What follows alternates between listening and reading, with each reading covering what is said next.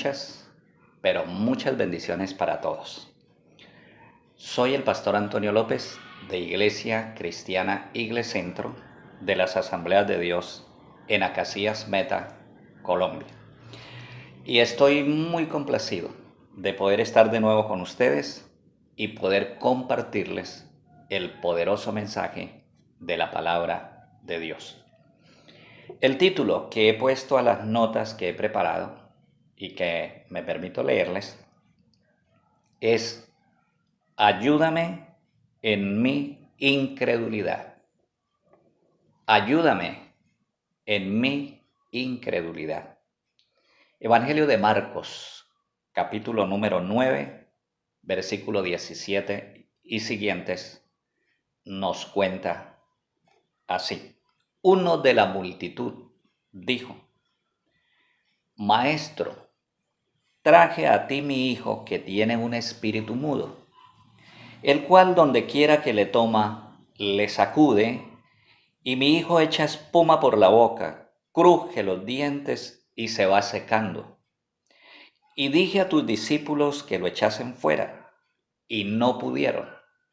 Y respondiendo él, les dijo: Oh generación incrédula, ¿hasta cuándo he de estar con vosotros? ¿Hasta cuándo he de soportaros? Traedme al muchacho. Se lo trajeron. Y cuando el espíritu vio a Jesús, sacudió con violencia al muchacho, quien cayendo en tierra se revolcaba echando espuma por la boca. Jesús preguntó al padre: ¿Cuánto tiempo hace que le sucede esto? Y él dijo: Desde niño. Y desde entonces el espíritu malo lo lleva al fuego y al agua, porque siempre ha querido matarlo. Pero si puedes hacer algo, ten misericordia de nosotros y ayúdanos. Jesús le dijo: Si puedes creer, al que cree, todo le es posible. E inmediatamente el padre del muchacho dijo: Creo, pero ayúdame en mi incredulidad. Y cuando Jesús vio que la multitud se agolpaba, reprendió al espíritu inmundo, diciéndole: Espíritu mudo y sordo, yo te mando, sal de él y no entres más en él. Entonces el espíritu, dando voces y sacudiéndole con violencia, salió, y el muchacho quedó como muerto. De modo que muchos decían: está muerto.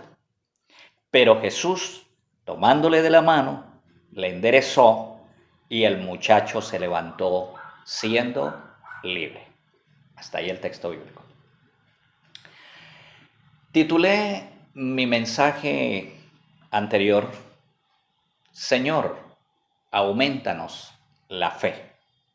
Y este lo he titulado: Ayúdame en mi incredulidad. Lo que es igual, pero dicho de otra manera. Los discípulos de Jesús luchaban con un espíritu inmundo que no quiso salir de un muchacho sordomudo. El padre del muchacho cada vez perdía más la esperanza. La duda lo fue invadiendo, tanto que cuando llegó Jesús al lugar, ya el padre del muchacho no tenía la certeza de que Jesús pudiera echar fuera el demonio. Le dijo: notemos estas expresiones: si puedes hacer algo. Y también dijo: creo, pero ayúdame en medio de mi incredulidad. Y no es lo que nos pudiera suceder a cualquiera de nosotros, que después de haber creído, entremos en una crisis de fe. Nos podría suceder. Y es que no puede haber un enemigo tan cercano de la fe como la incredulidad. Un escritor dijo la incredulidad le pisa los talones a la fe. La fe y la incredulidad son inversamente proporcionales. Cuando la una disminuye, la otra aumenta en la misma proporción y viceversa. Cuando la una aumenta, la otra disminuye en la misma proporción. Añadiré algunos comentarios más en torno al problema de la incredulidad. Lo primero que debo decirles es que los cristianos tenemos una advertencia, una gran advertencia. Hebreos capítulo 3, versículo número 12, dice de la siguiente manera: Mirad, hermanos, que no haya en ninguno de vosotros corazón malo de incredulidad para apartarse del Dios vivo. Antes exhortaos los unos a los otros, para que ninguno de vosotros se endurezca por el engaño del pecado. Ahí tenemos el aviso con el que se nos previene del peligro de caer en incredulidad. La incredulidad, dice el texto, viene por el engaño del pecado. Por eso la liviandad o laxitud frente al pecado va haciendo incrédulo al creyente. Y el diablo, a través de sus demonios, se encargará de traer a la mente los argumentos para justificar los malos hechos y hacer que el cristiano continúe pecando tranquilamente. Así las cosas, la fe va disminuyendo y la incredulidad irá creciendo. Nuestra fe en Cristo debe permanecer hasta el final, como desde el principio. El versículo número 14 sigue diciendo: porque somos hechos participantes de Cristo, con tal que retengamos firme hasta el final nuestra confianza del principio. Que no nos acontezca lo de los hebreos, que por incredulidad no entraron en la tierra que Dios les había prometido. La carta a los Hebreos, capítulo 3, versículo 19, nos dice: y vemos que no pudieron entrar por causa de su incredulidad. La incredulidad resultó ser para el pueblo un enemigo peor que el faraón de Egipto. Denigraron del carácter de Dios. Éxodo capítulo 14, versículo 11 nos narra: y dijeron a Moisés: ¿acaso no había sepulcros en Egipto que nos has sacado para que muramos en el desierto? ¿Por qué has hecho esto con nosotros? Y toda la congregación de los hijos de Israel murmuró contra Moisés y Aarón en el desierto. Fíjese, calificaron al Señor de insensato y malo. Lo acusaban de haberles sacado de Egipto para darles muerte en el desierto. Entonces Dios se enojó con el pueblo. El libro de Números, capítulo 14, lo registra así en el versículo 21. Tan ciertamente como vivo yo, y mi gloria llena toda la tierra, todos los que vieron mi gloria y mis señales que he hecho en Egipto y en el desierto, y no han oído mi voz, no verán la tierra de la cual juré a sus padres. No, ninguno la verá. Todo el número de los que fueron contados de 20 años arriba, los cuales han murmurado contra mí, en este desierto caerán sus cuerpos. Yo, Jehová, he hablado. Así haré a toda esta multitud. En este desierto serán consumidos. Terrible historia. Pero ese no era el plan de Dios. El plan inicial de Dios era diferente.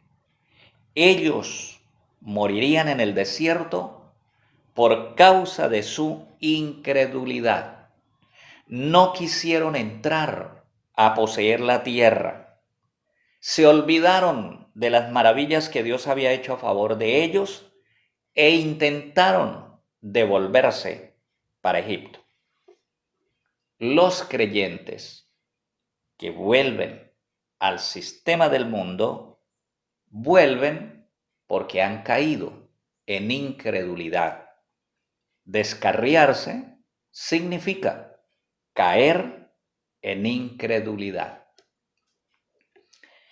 Tenemos muchos más ejemplos en la Biblia, pero por cuestión de tiempo, solo les voy a mencionar 2 episodios que nos arrojan mayor luz sobre este tema.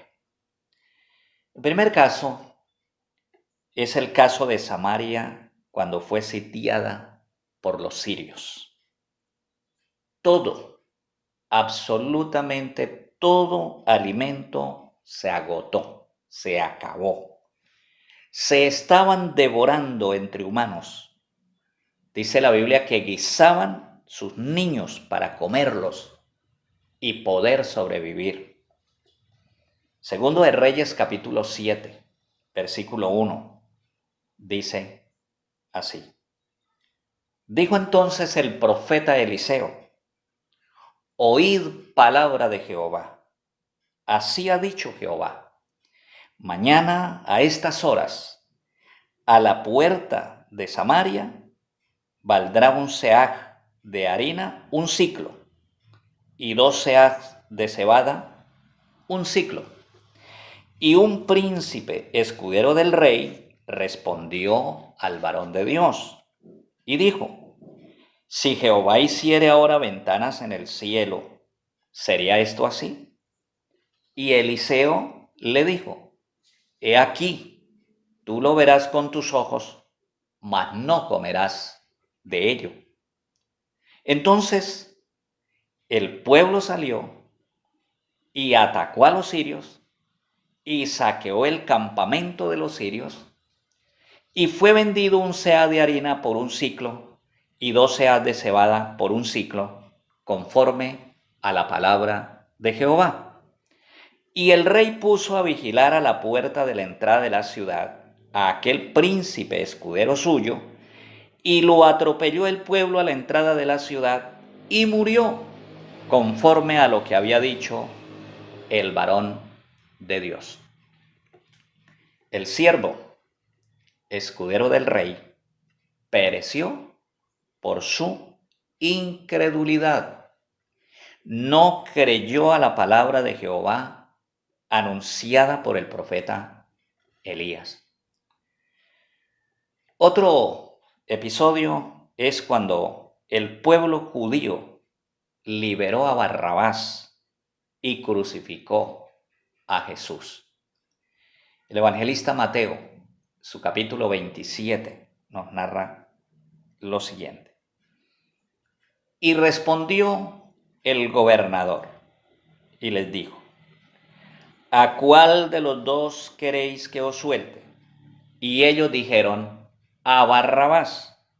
Pilato les dijo: ¿pero qué pues haré de Jesús llamado el Cristo?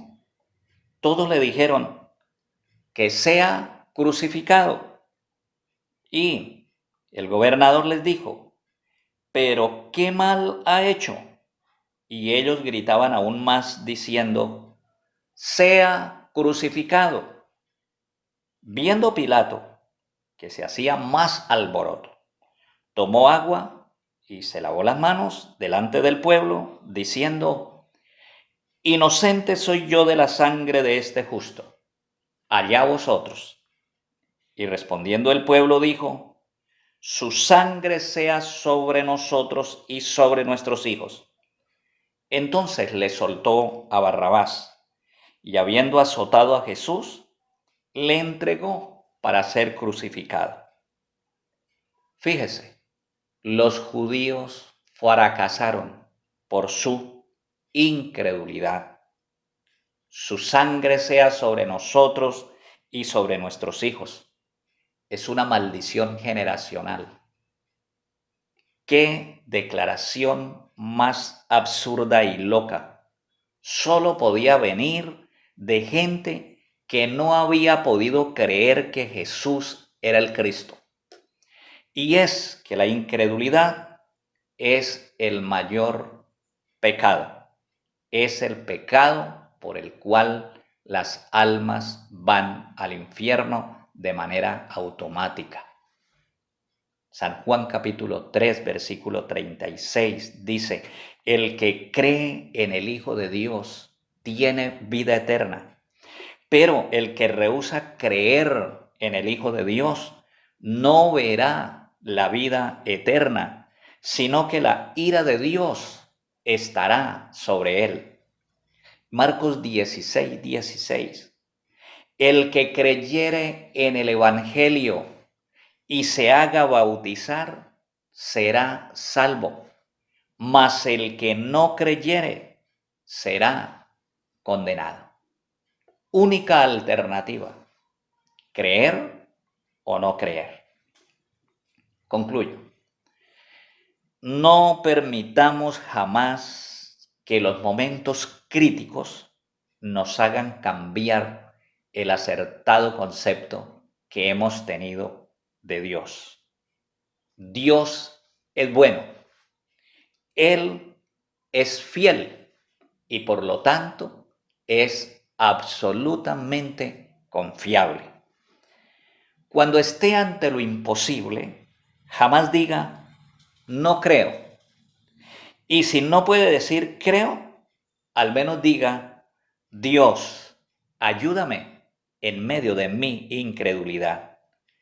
Pero jamás dé las cosas por perdidas, porque en Dios siempre hay esperanza. Oremos. Me gustaría que me acompañe a orar. Digamos lo siguiente: Señor Jesús, creo que tú eres el Hijo de Dios, el Salvador del mundo.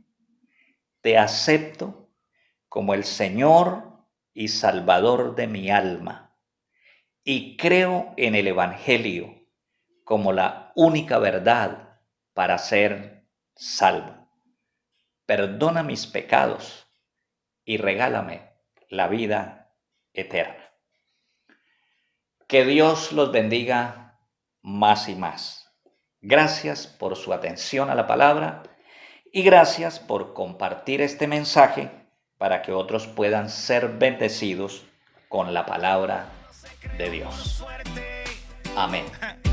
Y por casualidad, ¿cómo no voy a creer si puedo verte en cada cosa? Tú caminas conmigo donde quiera que yo voy. ¿Cómo no voy a creer si puedo sentir tu presencia? Que has sido tú quien me sostiene donde estoy. ¿Cómo no voy a creer si tú salvaste a mi familia? Hiciste todo nuevo y sanaste mi corazón. ¿Cómo no voy a creer? ¿Cómo puedo poner en duda que tú eres dueño de toda la creación?